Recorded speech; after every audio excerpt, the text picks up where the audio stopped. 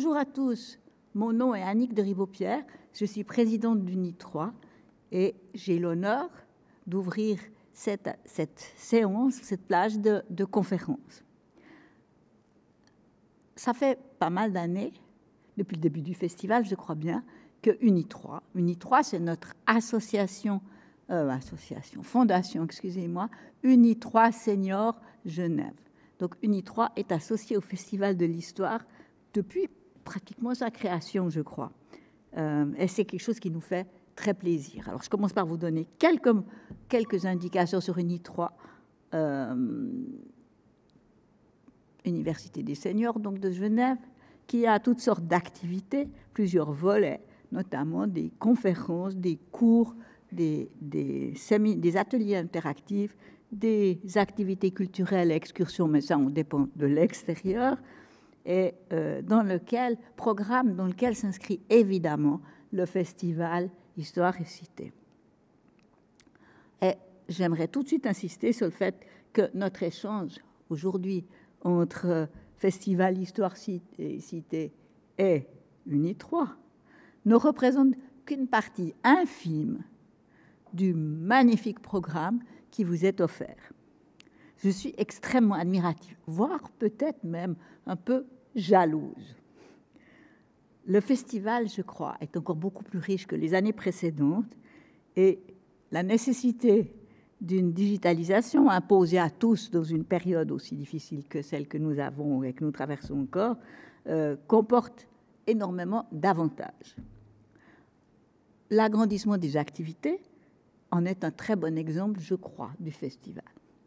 De même, d'ailleurs, enfin ça je ne sais pas parce que je ne suis pas dans les arcanes de l'organisation, mais de même sans doute que l'agrandissement sur Lausanne. On a envie de tout suivre dans ce programme, tout. Et c'est en fait beaucoup plus facile depuis chez soi, c'est-à-dire qu'on peut aménager ses propres horaires et surtout dans le cadre du festival actuel, on peut accéder à plus d'activités, alors que les années précédentes, le format en présence, évidemment, imposait des choix tout à fait cruciaux.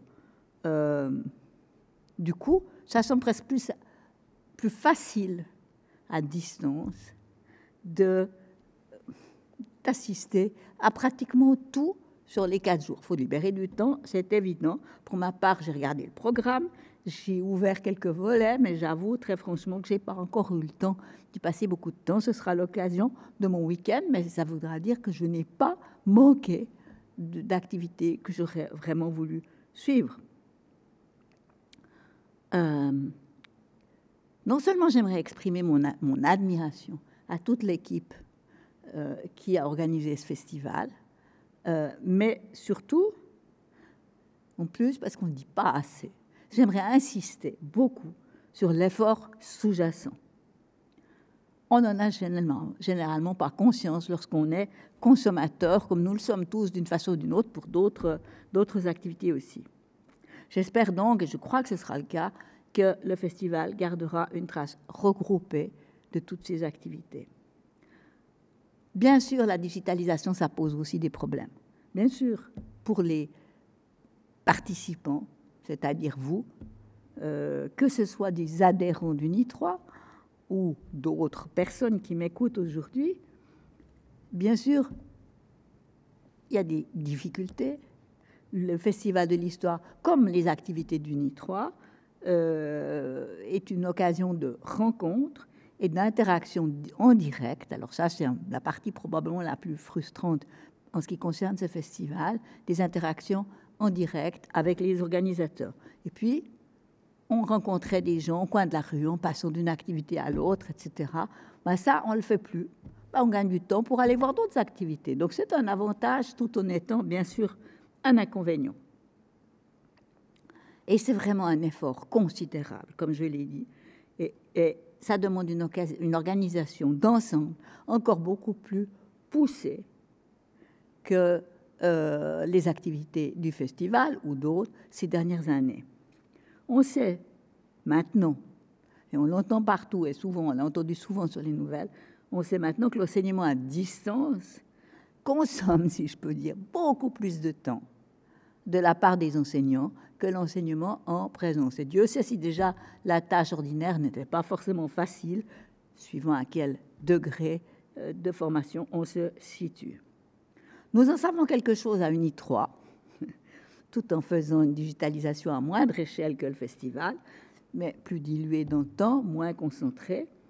Nous avons dû sauter à UNI 3, comme tout le monde dans cette société, sauter dans le bateau de la digitalisation. C'était dans l'air, on voulait faire ça un petit peu, mais ma foi, on n'en avait pas le temps, on n'avait pas vraiment programmé, et tout d'un coup, il a fallu sauter dedans. Et ben voilà.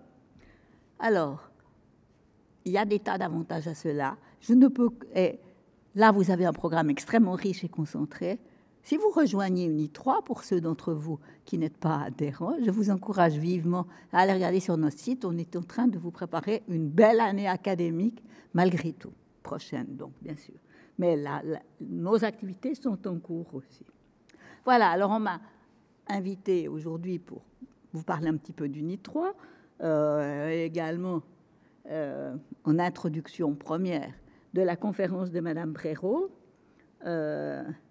Comme les années précédentes, c'est en fait le seul événement qui figure vraiment au programme des activités d'UNI 3.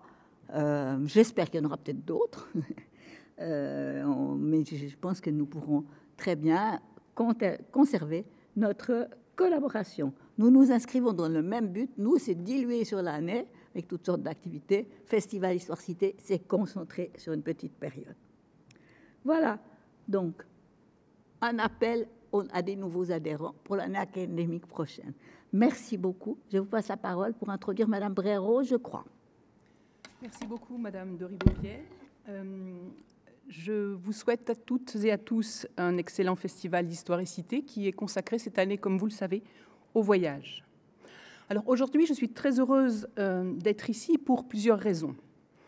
Premièrement, j'ai le grand plaisir de présenter Talia Brero.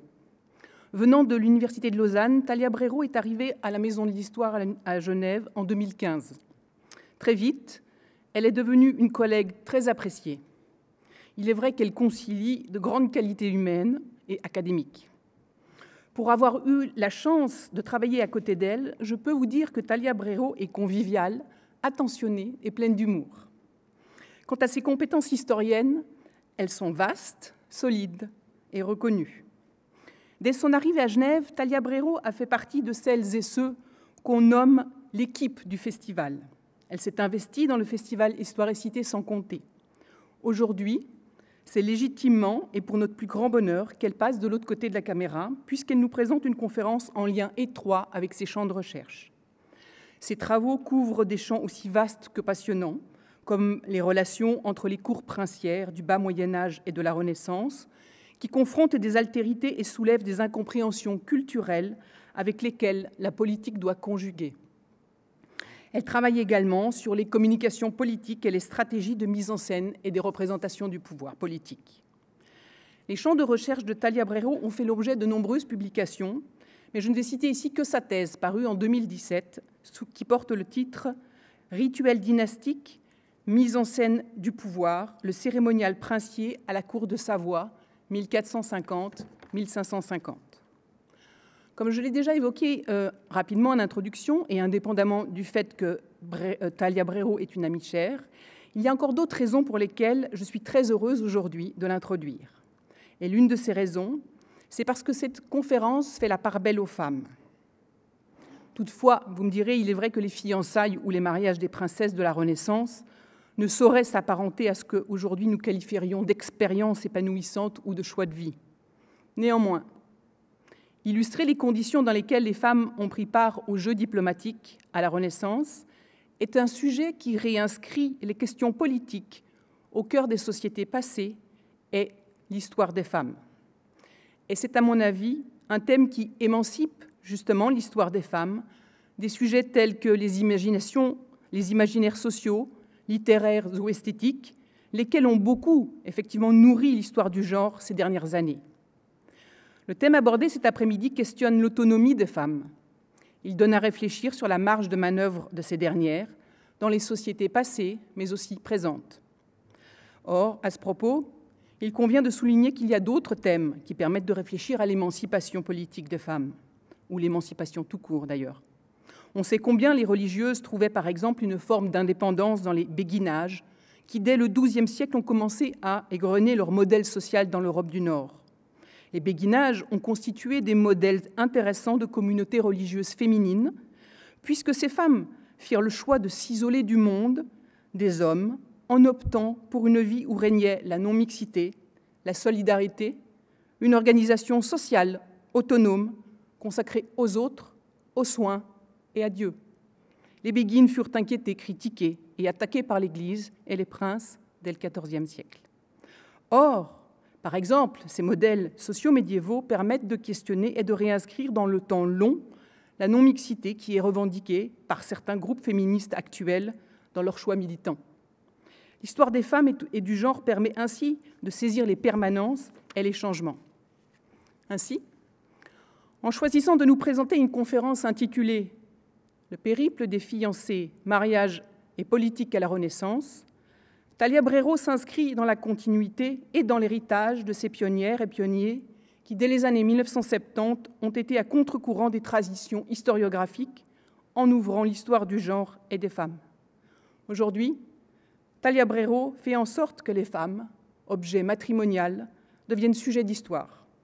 Merci à elle d'avoir choisi de rendre visible leur parcours. Je lui donne la parole.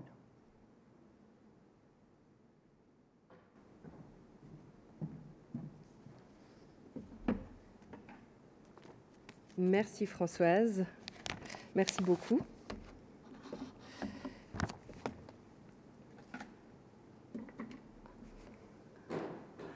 Bonjour à toutes et à tous. Je vais vous parler aujourd'hui d'un type de voyage particulier.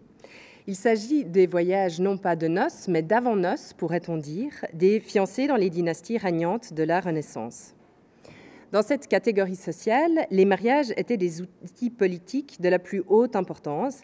Ils valaient en fait autant qu'un traité de paix entre deux pays. C'était une affaire d'État qui était négociée pendant des mois par les ambassadeurs et par des juristes. Il faut vraiment les concevoir comme une alliance entre deux pays et non pas une alliance entre deux individus.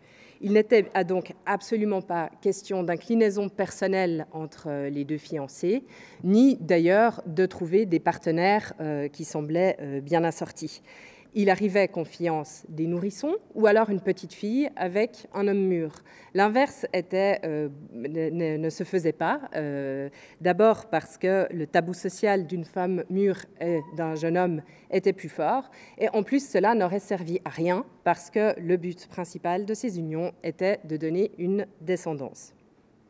Dans tous les cas, la fiancée n'avait jamais son mot à dire. Le fiancé, parfois, pas toujours. En général, les mariés se rencontraient le jour même du mariage, ils ne s'étaient jamais vus avant. Cela s'explique par le fait que les mariages de ce type étaient souvent internationaux. Un roi, par exemple, n'avait pas d'égal dans son royaume. La seule manière d'épouser quelqu'un de son rang était d'épouser la fille d'un autre roi, donc d'aller la chercher dans une dynastie étrangère. Il en résulte que les reines et les princesses venaient très souvent, en fait, d'ailleurs. Je vous montre ici un exemple que vous pouvez voir à l'écran. Vous avez ici l'ascendance d'un duc de Savoie du XVIe siècle, Emmanuel Philibert de Savoie. J'ai oublié d'inscrire ses dates de vie, ce qui est un péché mortel pour une historienne.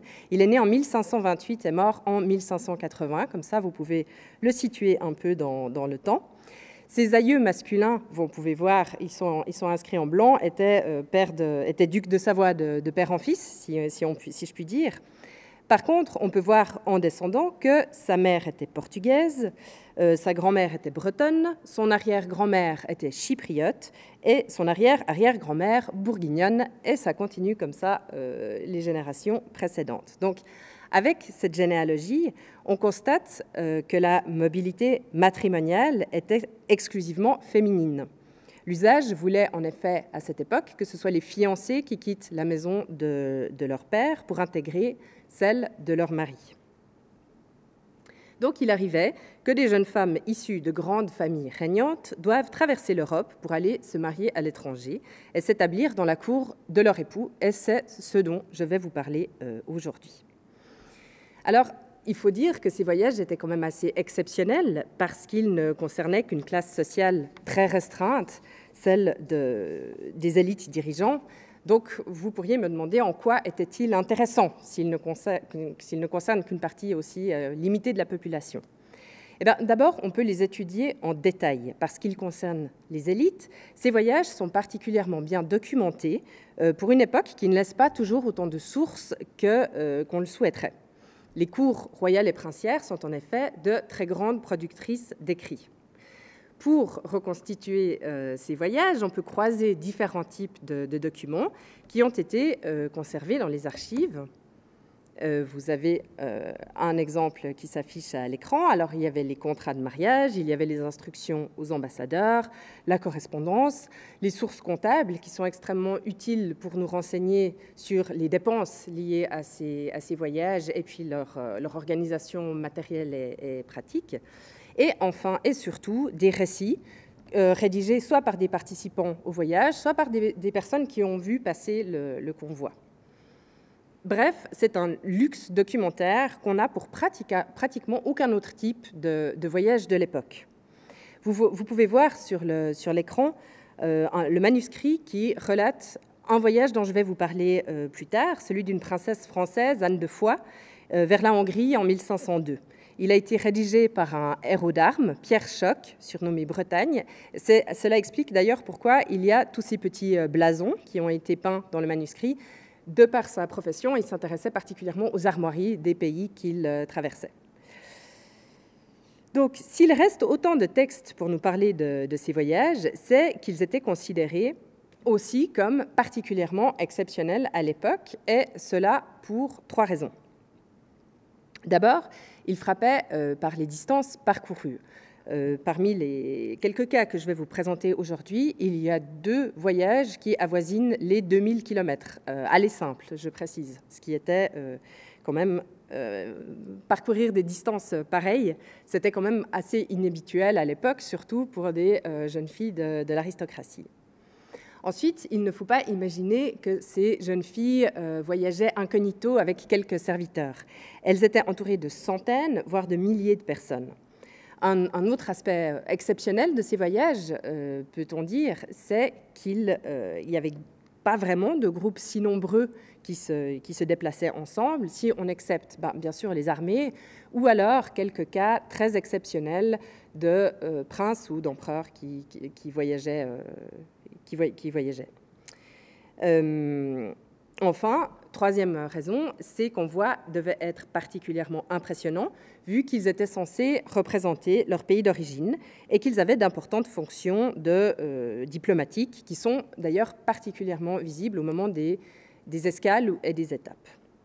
Donc, je vais maintenant vous exposer le déroulement général de ces voyages en prenant plusieurs exemples de mariages européens des années 1480-1530. Et puis, pour donner un peu de chair à mon propos, j'ai choisi de faire 3 zooms, pourrait-on dire, sur des cas particuliers. Donc, on aura 3 compagnes de voyage avec nous, Béatrice, Marguerite et Anne, qui nous rejoindront au fur et à mesure de mon exposé. Donc, avant d'embarquer, quelques mots quand même sur les préparatifs et les négociations qui précédaient le mariage. Comment épousait-on quelqu'un qu'on n'avait jamais vu? On prenait tout de même quelques précautions. Donc, l'usage voulait que le fiancé ne se déplace jamais en personne pour obtenir la main de sa future épouse. Il envoyait des ambassadeurs, dont la cour du roi avec lequel il souhaitait faire alliance. Il n'était pas rare que les négociations portent au début indistinctement sur 2 ou 3 filles de la même famille avant que le choix ne soit finalement arrêté. Et puis, pour faire ce choix, en fait, il y avait 2 pratiques qui étaient à l'époque très répandues. La première, c'était l'envoi de portraits. Le futur mari envoyait à la cour de sa promise son peintre ou un des artistes de sa cour pour qu'il puisse faire le portrait de la jeune femme et que le roi puisse se faire une idée. Des artistes parmi les plus talentueux se sont prêtés à cet exercice, comme par exemple Hans Holbein le Jeune, qui a peint diverses fiancées potentielles du roi d'Angleterre Henri VIII, dont ici Agnès de Clèves, autour de 1539. On notera, pour l'anecdote, qu'il n'est évidemment jamais question d'envoyer un portrait du fiancé à la future épouse. La deuxième pratique, c'était l'examen médical, pourrait-on dire, de la fiancée dans le plus simple appareil, par les ambassadeurs, si elle était très jeune, ou alors, si elle était un peu plus âgée, par des matrones qui étaient déléguées à cet effet et qui devaient s'assurer qu'elle ne présentait pas de handicap ou de déformation qui pourrait un jour l'empêcher d'avoir des enfants, qui étaient, je le répète, vraiment l'objectif ultime de ces unions. C'est aussi surprenant que ça puisse paraître, la plupart des princesses de l'époque durent se soumettre à pareil examen. Donc, une fois que le mari était rassuré à distance sur sa fiancée, le contrat de mariage était signé, d'une part par ses ambassadeurs et d'autre part par le père ou le frère de la fiancée, et les préparatifs du voyage pouvaient commencer. Alors bon, les préparatifs pouvaient prendre plusieurs mois, car vous vous doutez bien que ce type de fiancé n'était pas réputé pour voyager particulièrement léger. À l'époque, dans toutes les couches de la société, l'usage voulait qu'en se mariant, les femmes amènent dans la famille de leur mari une dot, donc à savoir une somme d'argent ou une terre qui subviendrait à leur entretien, et un trousseau, soit les objets nécessaires à la vie quotidienne du jeune ménage. Donc, dans les unions princières, on n'attendait évidemment pas de la fiancée qu'elle amène ses cuillères et ses draps, mais une fois établie dans la cour de son mari, elle allait continuer à représenter dans une certaine mesure son pays d'origine. Donc, il était vraiment important qu'elle le fasse avec prestige. Elle amenait donc toutes sortes d'objets de luxe. Les trousseaux de ses fiancés étaient donc composés de petits mobiliers de luxe, de tapisseries, de tissus précieux pour décorer les chambres, de vaisselle d'or et d'argent, de robes, de fourrures, de bijoux, et puis d'objets de dévotion, parfois de manuscrits enluminés. Donc, on aura compris que ces fiancés transportaient une véritable fortune dans leur bagage. Par ailleurs, étant donné les enjeux diplomatiques du mariage, elles étaient accompagnées d'une importante délégation de leur pays d'origine. Ce n'était pas seulement la quantité des personnes qui était notable, mais aussi leur qualité, pourrait-on dire, avec le vocabulaire de l'époque. Donc, il y avait des membres de la haute noblesse, des ecclésiastiques, des personnes qui exerçaient des hautes fonctions à la cour. Et en plus de ces aristocrates, il y avait tous leurs propres serviteurs, plus toutes les personnes qui faisaient fonctionner une cour en déplacement, cuisiniers, lavandières, hommes d'armes, musiciens. Donc, au final, ce sont des centaines, voire même des milliers de personnes qui composent le train de ces fiancés en voyage. Donc, pour évoquer l'ampleur que pouvaient prendre les préparatifs pour le départ, je convoque notre première compagne de voyage, Béatrice de Portugal, que vous voyez s'afficher à l'écran. Donc, en 1521, Béatrice a 16 ans quand son père, le roi Manuel Ier de Portugal, la marie au duc de Savoie, Charles II, lui-même âgé de 34 ans. À cette époque, l'empire maritime portugais est à son apogée. Emmanuel Ier était probablement le roi le plus riche d'Europe à cette époque. Mais le Portugal était, comme aujourd'hui d'ailleurs, tout tourné vers l'Atlantique et un peu isolé du reste de l'Europe par l'Espagne. La fiancée devait être mise dans le port de Nice, qui appartenait alors à la Savoie, à son futur mari. Donc elle allait voyager par mer. Ce mariage permettait donc au roi de Portugal de montrer sa puissance en Méditerranée, où il n'avait en fait jamais l'occasion d'envoyer ses navires. Ils partaient en fait toujours vers l'Atlantique. Donc, le voyage de l'infante, qui allait longer l'Afrique du Nord, l'Espagne et la France pour arriver en Savoie, fournissait au roi un moyen de faire montre de sa puissance maritime, de sa fortune et des produits raffinés que les Portugais ramenaient d'Asie et d'Afrique. Il réunit pour l'occasion, donc le roi Manuel, une véritable armada dont on voit ici à l'écran le trajet. Trajet qui a duré presque 2 mois avec un certain nombre d'escales qui durèrent plusieurs jours, par exemple à Marbella, Alicante ou Marseille. Je précise d'ailleurs que cette carte, ainsi que les autres que je vais vous montrer, ont vraiment juste pour vocation de vous montrer les distances et les itinéraires. Elles ont été réalisées sur des cartes contemporaines, Google Maps pour ne pas nommer... Donc les frontières et les noms de villes sont ceux d'aujourd'hui. Donc ça, je dois quand même le préciser qu'il y a une petite dimension anachronique à ces cartes. Pour en revenir au voyage de cette armada, vous avez ici une peinture qui représente l'arrivée de la flotte à Nice. Alors l'armada était composée d'une vingtaine de navires sur lesquels se répartirent environ 3000 personnes. Les bateaux qui la composaient durent être réaménagés pour le voyage. Par exemple, le vaisseau amiral que vous voyez au premier plan sur la peinture, la Sainte Catherine du Mont Sinaï, c'était son nom. C'était un très grand et puissant navire marchand qui avait d'ailleurs déjà fait 2 fois le voyage entre le Portugal et l'Inde. Il dut être réaménagé pour être transformé de navire marchand en vaisseau royal. Alors, d'abord, des cabines furent construites pour l'infante et sa suite, et tout un appareil de galeries et d'escaliers pour que les marins et les serviteurs puissent travailler sans déranger les personnes de la cour. Le navire fut aussi décoré. Des boiseries furent dorées, on mit des tapisseries, des tissus précieux, on lui mit de nouvelles voiles et des bannières et des drapeaux de tissus colorés. Et voici comment un chroniqueur portugais, Garcia de Rezende, décrit les préparatifs de la suite de Béatrice.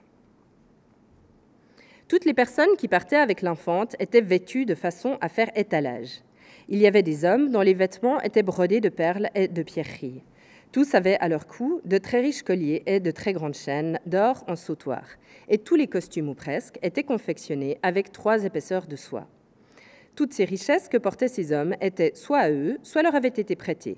En effet, leurs amis leur prêtaient volontiers leurs biens pour servir le roi et lui complaire, puisqu'ils ne participaient pas eux-mêmes au voyage.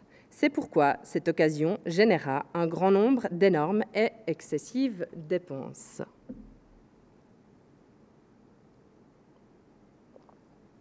Ce qu'il faut retenir là, c'est que les enjeux financiers de ces mariages étaient absolument exorbitants. Il n'était pas rare, d'ailleurs, que des impôts spéciaux soient levés pour supporter leurs coûts. Les mariages royaux et princiers de cette époque, c'était vraiment le poste de dépenses le plus élevé de tout un règne. Seulement une grande guerre pouvait coûter plus cher, et voire même et encore. C'était vraiment... En cela, c'était vraiment des événements très, très importants, c'est qu'ils coûtaient des sommes absolument astronomiques. Et puis, on voit dans cet extrait du chroniqueur portugais que le but de ce voyage était vraiment de donner une image glorieuse du Portugal au passage, dans tous les endroits où il passerait. Et là, ce qui est intéressant, c'est que c'est vraiment clairement expliqué dans le texte, mais en fait, on retrouve cette préoccupation dans à peu près tous les mariages internationaux de l'époque, quoi. Donc, quand les préparatifs étaient achevés, une fête d'adieu avec des danses et un banquet était généralement organisée à la cour la veille du départ. Les adieux étaient souvent déchirants car, à moins d'une exception, le voyage était sans retour. La fiancée partait pour toujours et, si tout se déroulait comme prévu, elle ne reverrait jamais sa famille. Voici comment un autre chroniqueur portugais, Gaspar Correia, raconte le départ de Béatrice de Portugal. En arrivant à la nef, le roi entra pour faire ses adieux à sa fille et lui donna une dernière bénédiction qui fut accompagnée de la part du père comme de la fille. Il emmena avec lui le prince et les enfants, donc les frères de Béatrice, qui étaient dans la nef et qui, depuis l'embarquement, jamais plus n'étaient retournés à terre. L'infante se mit à une fenêtre de sa chambre vers la poupe et fit ses adieux à la reine et sa sœur, l'infante Donna Isabelle. Cela avec une infinité de larmes, car ses frères et sœurs s'aimaient énormément. Même si ces jeunes filles avaient été élevées depuis toute petite dans l'idée qu'elles allaient servir la raison d'État, on imagine quand même que ce départ définitif pour un pays qu'elles ne connaissaient pas du tout, vers un mari qu'elles n'avaient jamais vu et qui avait souvent le double ou le triple de leur âge, devait être une perspective quand même assez peu engageante. Mais bon, je passe maintenant au voyage proprement dit, et pour illustrer la variété qu'il pouvait revêtir, je convoque la deuxième de nos compagnes de route, à savoir Marguerite d'Autriche. Marguerite est un cas intéressant parce qu'elle a été mariée 3 fois et elle a fait donc 3 voyages. Elle est née en 1480 et elle était une héritière très convoitée puisqu'elle était la fille de Marie de Bourgogne et de l'empereur Maximilien de Habsbourg. En 1583, elle est mariée pour la première fois à l'âge de 3 ans au dauphin de France, le futur Charles VIII, qui était pour sa part âgé de 13 ans. Marguerite quitte la ville de Gand, en Flandre, entourée d'une importante suite. Elle passe par Lille et Paris, où elle est cérémonieusement accueillie comme future reine de France. Ce qui devait d'ailleurs être un peu surréaliste, puisqu'elle assiste à toutes ces grandes festivités dans les bras de sa nourrice. Puis elle rejoint la cour et son fiancé à Amboise. Le voyage est court et probablement assez plaisant. Il a lieu au printemps entre 2 pays limitrophes et il se déroule dans des zones largement urbanisées, ce qui garantit un accueil confortable à toutes les étapes. Marguerite vit à la cour de France jusqu'à l'âge de 12 ans, jusqu'au moment où, au grand scandale de tous, son mari la répudie avant que le mariage ne soit consommé, parce qu'il avait trouvé un parti plus intéressant en la personne d'Anne de Bretagne. Marguerite rentre donc en Flandre, et quand elle a 17 ans, son père la remarie au fils des rois catholiques, l'infant d'Espagne, Juan de Castille, qui a 1 an de plus qu'elle. Cette fois, le voyage a lieu en hiver, et il se fait par mer. Marguerite et sa suite quittent le port de l'Écluse, aux Pays-Bas, en janvier 1497. Vous pouvez suivre l'itinéraire en jaune à l'écran. Le temps est tellement mauvais que la flotte doit se réfugier pendant près d'1 mois dans le port anglais de Southampton et doit s'y reprendre à plusieurs reprises avant de pouvoir poursuivre sa route. Le voyage ensuite est tout aussi difficile.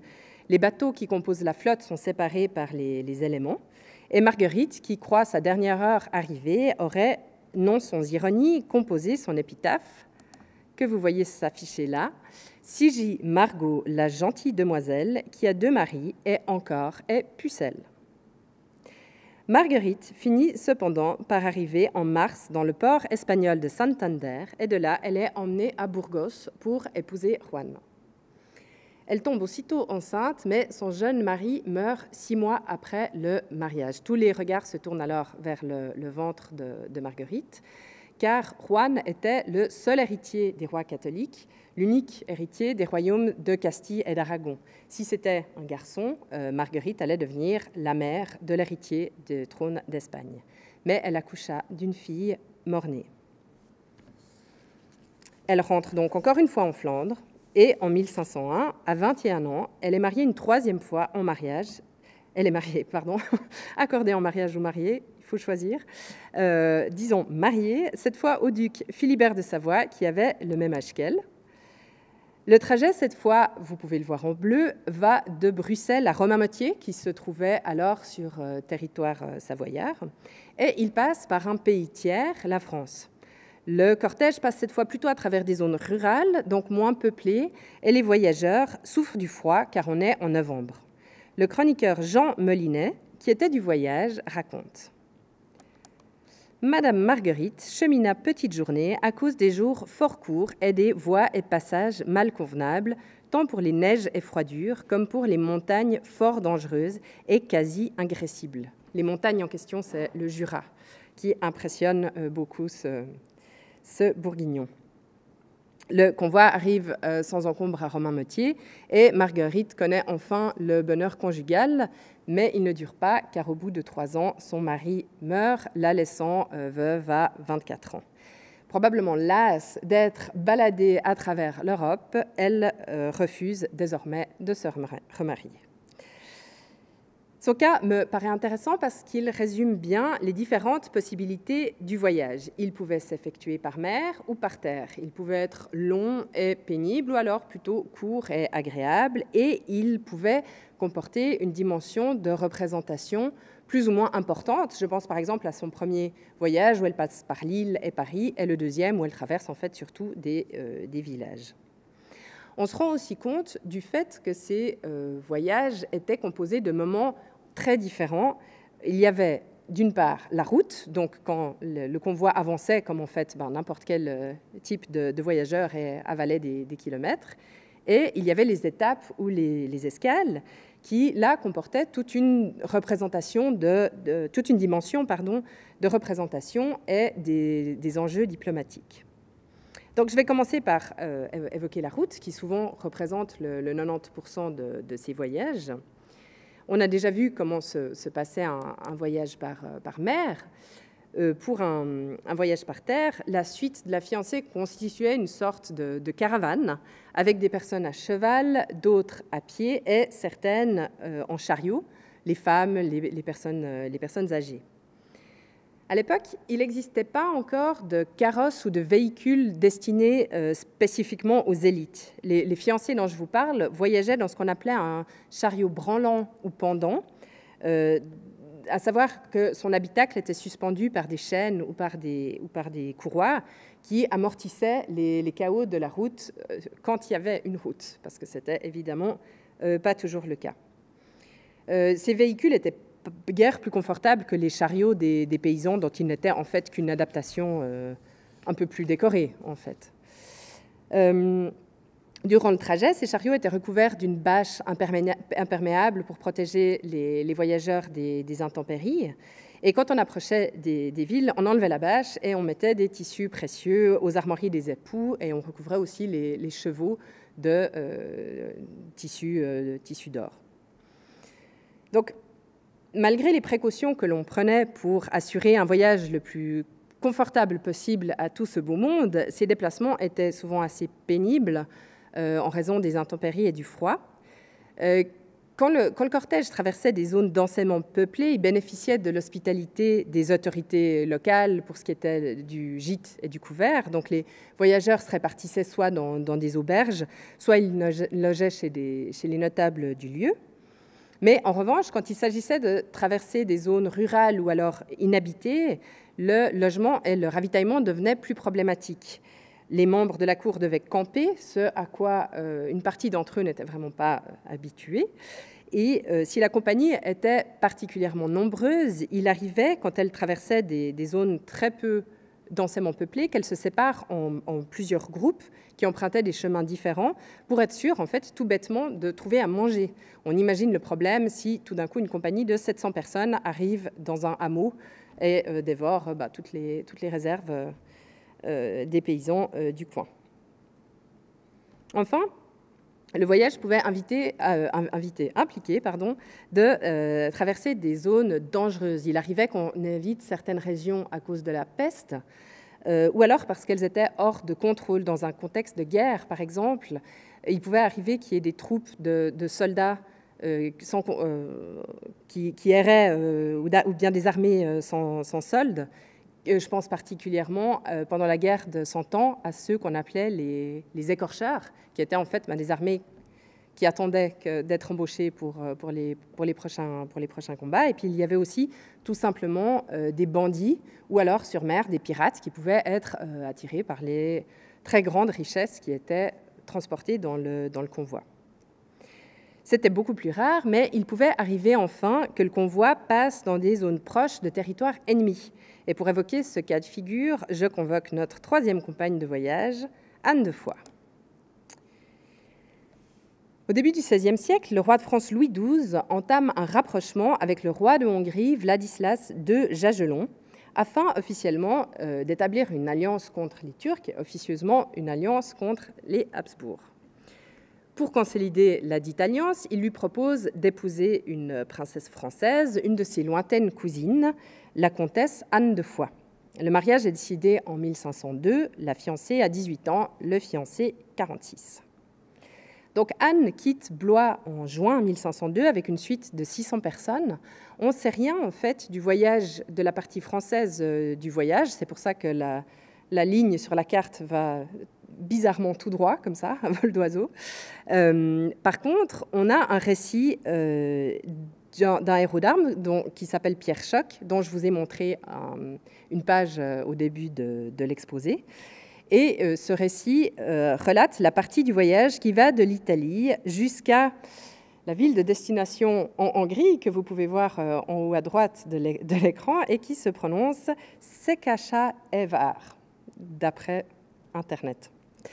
En Italie, le cortège fait entre autres des étapes à Salus, Asti, Crema, Brescia, Vérone, Vicence et Padoue avant d'arriver à Venise.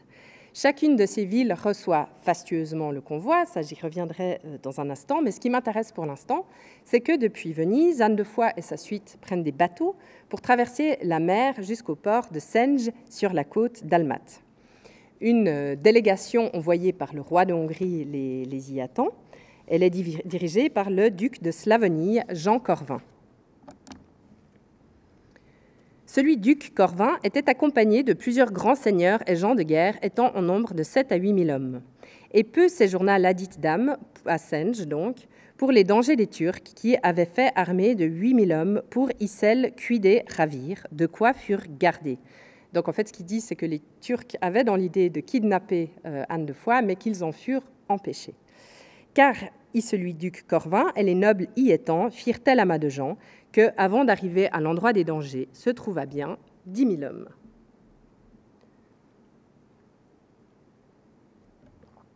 Donc le roi de Hongrie envoie une véritable armée pour escorter sa fiancée, même si on ne serait pas étonné que le héros d'armes exagère un petit peu les chiffres vers le haut. Et c'est d'ailleurs cette scène qui est représentée à l'écran, sur le manuscrit qui relate le voyage. En effet, les Ottomans n'étaient pas loin, leur empire s'étendait alors jusqu'à la Bosnie, qui était toute proche du lieu de débarquement. Et toute la suite du trajet est assez tendue, d'autant qu'il passe par des régions inhabitées. Mais après 3 mois de voyage, le convoi arrive sans encombre à Székesfehérvár. Je vais maintenant vous parler des escales et des étapes, qui n'étaient qu'une petite portion du voyage, mais qui est celle dont les sources nous parlent le plus. Toutes les parties concernées étaient alors en représentation. Du côté du convoi, le cortège était un moyen pour la cour de se montrer. Si on réfléchit, le mariage lui-même allait être vu par les citadins d'une seule ville. Mais des dizaines de milliers de personnes voyaient passer un convoi comme celui d'Anne de Foix. Dans un cas comme celui-ci, l'union entre 2 dynasties, ça devenait en fait vraiment un événement à l'échelle européenne. Et du côté des villes, la réception était aussi fastueuse, ou presque, que si les autorités recevaient le roi lui-même, car c'était pour elles une occasion exceptionnelle d'entrer en dialogue directement avec le pouvoir. Donc à chaque arrêt, à chaque étape, il y avait d'intenses liens diplomatiques qui étaient consolidés et noués.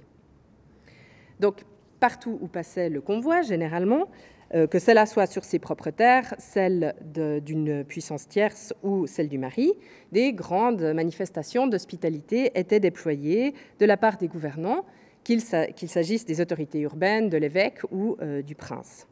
Le scénario était toujours le même. À l'approche de la ville, le cortège se faisait tout beau et il était accueilli par une délégation composée de centaines, voire de milliers de personnes qui représentaient les différents corps de la ville. Donc, par exemple, il y allait avoir d'abord les autorités urbaines, ensuite la noblesse, ensuite les ecclésiastiques, etc.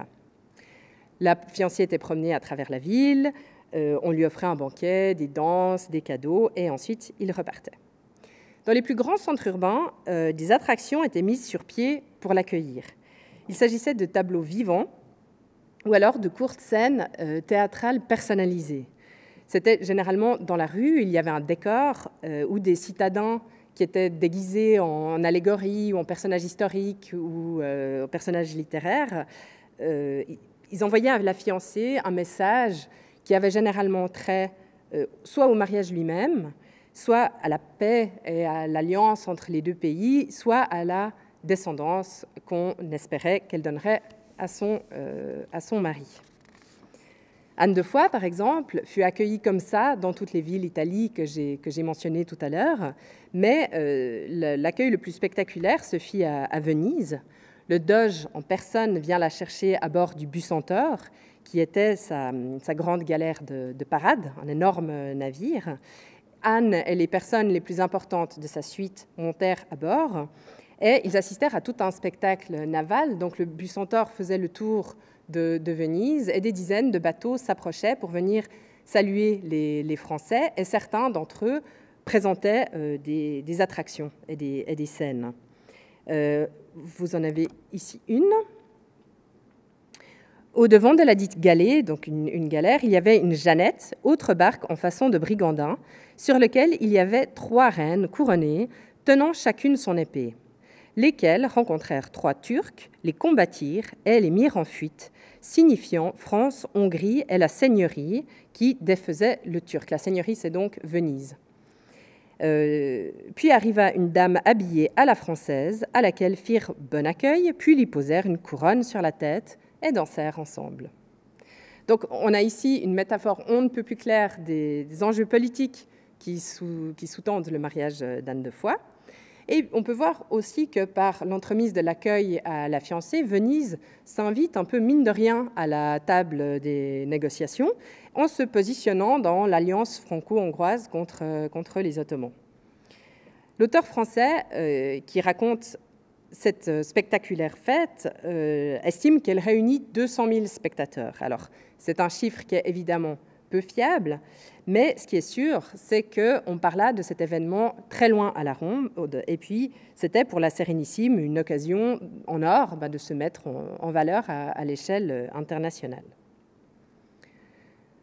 Donc on aura compris que la description des scènes d'accueil représente une bonne partie de ces récits de voyage, à l'inverse des longues journées monotones de route qui ne sont pour leur part quasiment jamais évoquées. Ça paraît logique de vouloir plutôt rapporter ce qui sort de l'ordinaire. Et d'ailleurs, j'ouvre ici une parenthèse pour évoquer le fait que les auteurs de ces textes ne peuvent parfois s'empêcher de décrire des curiosités qui n'ont en fait rien à voir avec leur mission diplomatique, mais qui témoignent de leur dépaysement de voyageurs. Par exemple, en 1497, quand Marguerite d'Autriche épouse l'Infant d'Espagne, donc son deuxième mariage, le chroniqueur bourguignon Jean Molinaire raconte qu'à Burgos, se trouvèrent devant le dit palais notables princes, chevaliers et gentilshommes, mignonnement accoutrés et puissamment montés sur genêts, c'est un type de cheval, et avaient chacun une javeline en main. Il y avait ici une place où étaient plusieurs taureaux assemblés pour le passe-temps des 10 nobles personnages. Et quand l'un de ces taureaux était amené au milieu de la cour du palais, chacun d'eux courait après et s'efforçait de le tuer. Donc on a là une sorte de description d'un ancêtre de la corrida qui a interpellé le Bourguignon qui n'a évidemment jamais rien vu de tel chez lui. Un autre exemple, en 1502, quand le cortège d'Anne de Foix qui fait route vers la Hongrie passe par l'Italie, le héros d'armes français qui écrit le voyage semble assez interloqué par des religieux qui font partie du comité d'accueil de la ville de Crema, près de Milan. Puis marcha-t-on jusqu'à la porte, auquel lieu vinrent au-devant de la dite dame toutes sortes de religieux, qu'il énumère, et 2 ordres religieux vêtus de blanc et noir, ayant les visages couverts, excepté 2 pertuis pour leur vue, donc ils étaient masqués avec 2 trous, les pertuis c'est les trous, les dos découverts, tenant chacun sa chaîne de fer, de quoi ils se battent. Donc c'est des confréries de flagellants, qui se mortifiaient pour expier leurs péchés et qui étaient effectivement masqués. On en trouvait beaucoup dans l'Italie de l'époque, mais pas vraiment en France, d'où la surprise du héros d'armes. Enfin, on peut même relever des timides débuts de tourisme qui se développent en marge de ces voyages, tourisme dévotionnel, pourrait-on plutôt dire, Des petits détours sont faits ici et là pour visiter un sanctuaire ou vénérer des reliques. Mais il y a un cas où c'est vraiment très explicite. C'est en 1539, quand Agnès de Clèves, la fille du duc de Clèves, donc une principauté de l'Empire germanique, doit épouser le roi de Navarre. Elle fait un voyage en bateau un peu semblable à celui que je vous avais montré pour le deuxième mariage de Marguerite d'Autriche, à savoir qu'ils partent de l'Écluse, du port de l'Écluse aux Pays-Bas. Ils passent par la Manche, ensuite le golfe de Gascogne, et ils arrivent au nord de l'Espagne. Et une fois que la fiancée est livrée à bon port, si on peut dire, en fait, toute la suite d'Anne de Clèves reste dans la région et profite d'être par là pour aller faire le pèlerinage de Saint-Jacques-de-Compostelle avant de retourner au nord. Je ferme maintenant la parenthèse touristique pour passer au moment tant attendu de la rencontre entre les deux cours. Alors, la remise de la fiancée à son époux était souvent ritualisée. L'espace, en particulier, était mis en scène pour symboliser la rencontre entre les deux cours et leur union. Quand Anne de Foix arrive à destination en Hongrie, après un voyage de près de 2000 km, la rencontre avec son mari se fait dans un luxueux campement qui avait été établi dans la campagne à proximité de la ville de Székesfehérvár. Devant la tente du roi, un très grand espace composé de tapis avait été délimité. Et c'est là, sur cette sorte de frontière symbolique, cet espace sciemment séparé du reste, que le roi de Hongrie rencontre sa fiancée en sortant finalement de sa tente après l'avoir fait attendre 2 heures. Note un peu dépité le français qui relate le récit. Mais les choses ne se passent évidemment pas toujours comme prévu. Je reprends mon premier exemple, celui de Béatrice de Portugal. Quand l'armada qui la transporte arrive à Nice, le futur époux, le duc de Savoie, se fait tout de suite amener en chaloupe sur le vaisseau amiral pour souhaiter la bienvenue à sa future épouse. Le chroniqueur portugais Gaspar Correia raconte: il s'adressa, donc le duc de Savoie, s'adressa à l'infante, l'implorant de lui faire la grâce de ne pas passer encore une mauvaise nuit en mer et l'enjoignant de dormir à terre. Elle lui répondit qu'elle ferait ce qu'il demandait, ce que ni le comte de Vinanova, ni l'archevêque de Lisbonne, qui étaient en fait les deux chefs de la délégation portugaise, ne surent contredire, malgré le fait que le roi leur avait commandé de ne pas laisser sa fille quitter la nef avant que, d'abord, le duc n'ait signé les conventions et les contrats entre eux ordonnés. Donc, le duc de Savoie utilise son autorité maritale pour s'emparer de sa fiancée sans avoir réglé les derniers points du contrat. Sur quoi portait-il? Sur la question de la suite portugaise qui allait rester en Savoie avec Béatrice après le mariage. La question de la suite, c'est toujours un problème dans ces mariages internationaux parce que c'est d'abord une question d'argent, à savoir que toutes ces personnes qui allaient rester avec la princesse, donc les rentes des courtisans et les salaires des serviteurs, étaient jusque-là payés par le père de la fiancée et s'il restait, il devait être payé par le mari. Et c'était des sommes, comme ils étaient censés rester pour toujours, c'était en fait au final de très grosses sommes d'argent. Ensuite, c'est aussi une question politique, parce que si une grande délégation étrangère s'établit dans la cour d'accueil, ça créait en fait souvent des tensions avec les membres locaux de la cour, on pourrait dire. Et plus encore, cette forte présence étrangère peut créer une forme de lobby au sein de la cour qui peut avoir des conséquences politiques. Donc c'est pour ça que la plupart du temps, ce sont que 5 ou 6 dames de compagnie qui restent avec la fiancée dans la cour d'accueil. Dans le cas de Béatrice de Portugal, ce sont au final plus d'une 50aine de Portugais qui s'établissent définitivement à la cour de Savoie, ce qui est vraiment exceptionnellement beaucoup.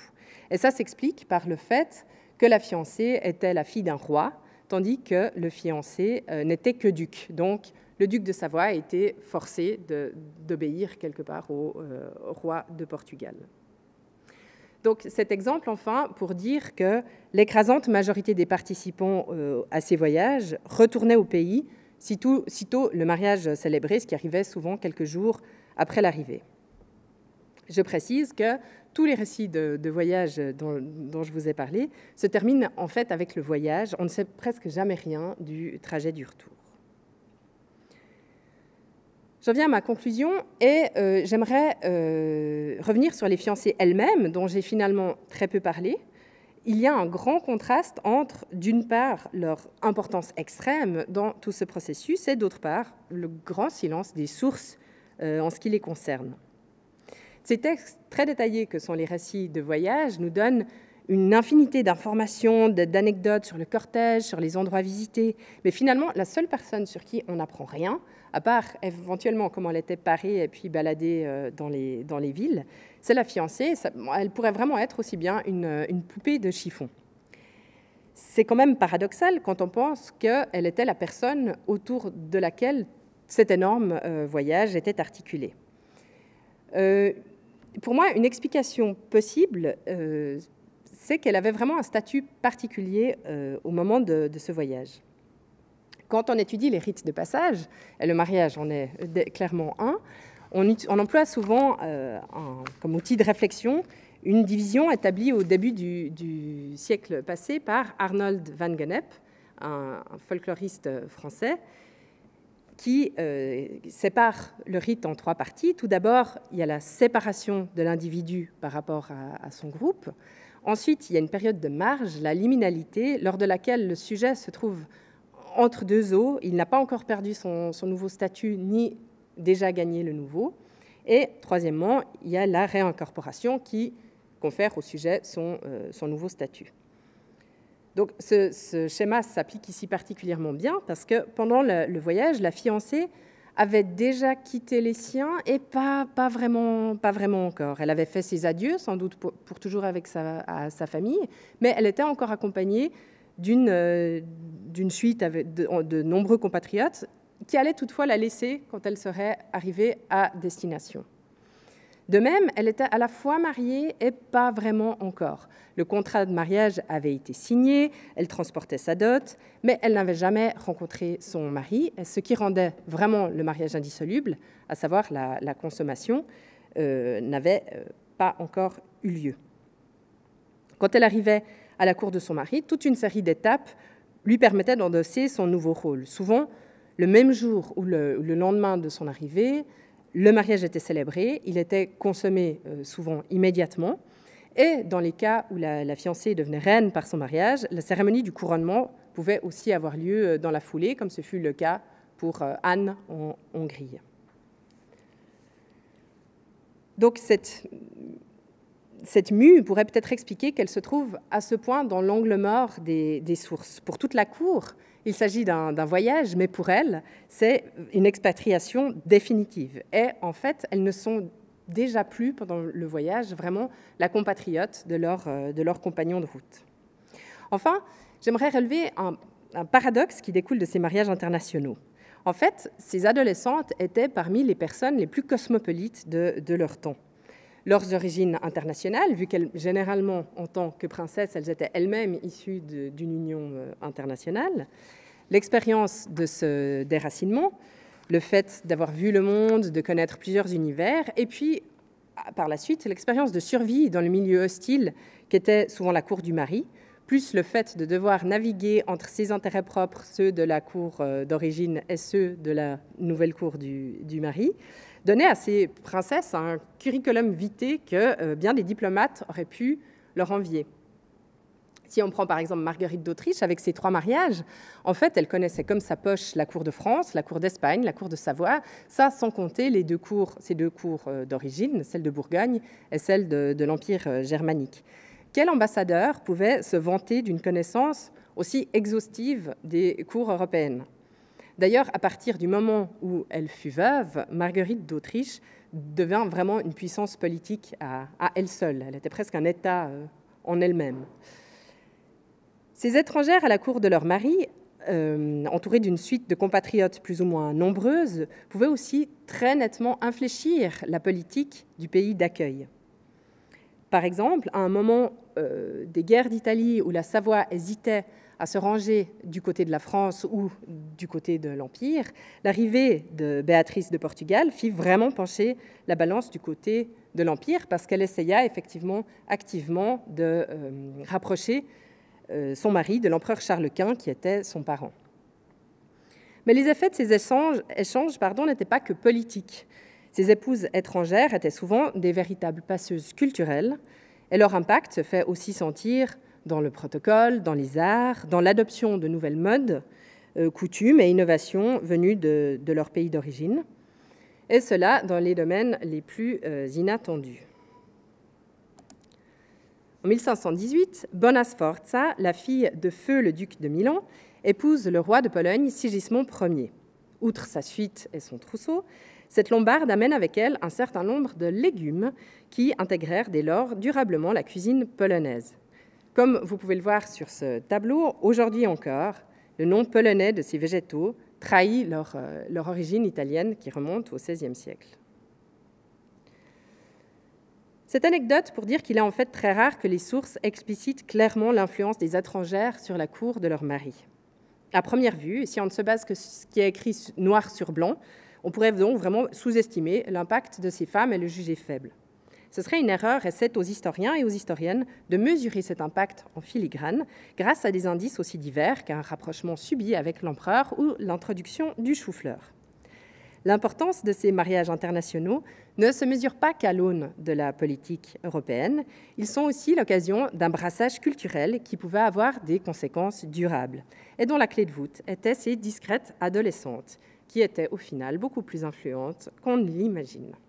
Merci de votre attention.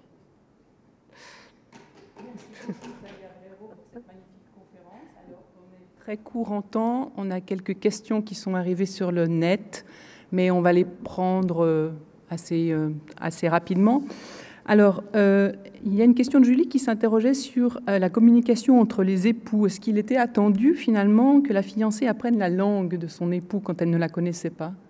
Oui, ça pouvait prendre un moment et souvent les 2 premières années sont un peu difficiles, mais généralement toutes ces princesses apprennent finalement la langue de leur époux. Au début, elles ont un interprète pour communiquer avec leur époux, mais au final, elles finissent par écrire.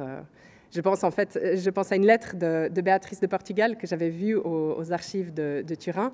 Et en fait, elle écrivait de manière très bizarre parce que c'était vraiment phonétique, en fait. Elle écrivait en français, la langue de son mari. Voilà, elle était portugaise, elle était arrivée à l'âge de 17 ans en Savoie.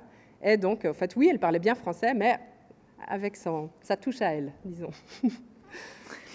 Merci beaucoup. Alors, une autre question d'Herveline qui se pose la question dans les séries actuellement. On a des personnages qui se rebellent dans les séries historiques, qui se rebellent contre ce qu'ils ne veulent pas ou des choix qui leur sont imposés. Est-ce qu'on a eu des cas comme ça dans les questions des fiançailles ou des femmes qui ont refusé ou des hommes qui ont refusé Oui, il y a plusieurs cas. Ils sont particulièrement intéressants à étudier parce qu'évidemment, les sources qui sont des documents généralement officiels qui ont été conservés par les cours, se gardent bien de faire étalage des rébellions de la petite dernière, quoi. Donc c'est souvent, comme je le disais en conclusion, un peu par en creux, en filigrane qu'on doit les deviner. Mais pour reprendre une de nos compagnes de voyage, par exemple, Marguerite d'Autriche, elle est vraiment passive-agressive avec les ambassadeurs espagnols qui sont à la cour de son père. Elle a des entretiens avec eux, elle refuse de répondre. Il lui demande si elle a un message à transmettre à ses futurs beaux-parents. Elle dit non. Enfin, elle y va donc vraiment à reculons. Et elle, par exemple, c'est vraiment l'exemple d'une femme qui, à 24 ans, donc elle a été déjà mariée 3 fois, et à 24 ans, elle a acquis quelque part la puissance et la bouteille nécessaire pour dire en fait, non, je ne veux plus me marier. Pourtant, son père et son frère essayent. Et elle est d'une tellement bonne naissance qu'en fait, des princes de toute l'Europe veulent faire alliance avec son père et son frère. Mais en fait, elle dit non. Et puis, mais il lui a fallu quelque part 3 mariages et arriver à l'âge vénérable de 24 ans pour pouvoir faire ça. Merci. beaucoup pour cette communication. Je crois qu'on va s'arrêter là puisque le temps qui nous était imparti vient de s'arrêter. Je vous souhaite un bon festival à toutes et à tous et puis au plaisir de vous revoir bientôt. Merci beaucoup. Merci, au revoir.